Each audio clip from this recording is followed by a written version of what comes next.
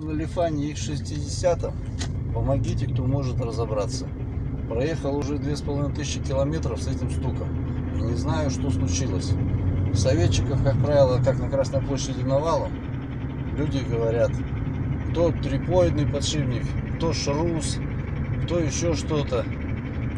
Ну, послушав людей, купил и трипоидные подшипники целиком, скалку, и левую, и правую.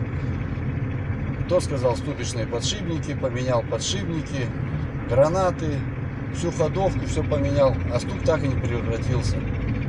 И вывешивал машину, и все, и откуда этот стук, я не понимаю. Говорят, с коробки.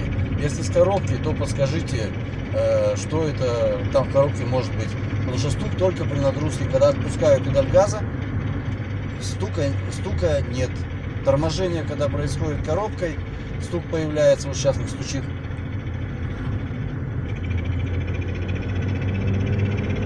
И когда нагружаю машину газом, стук стучит. Помогите, кто может, что это может быть и куда можно залезть и что можно сделать. Вот такой вот стук. Сначала шелестит, чем больше передача, чем быстрее разгоняется машина, и при нагрузке появляется стук.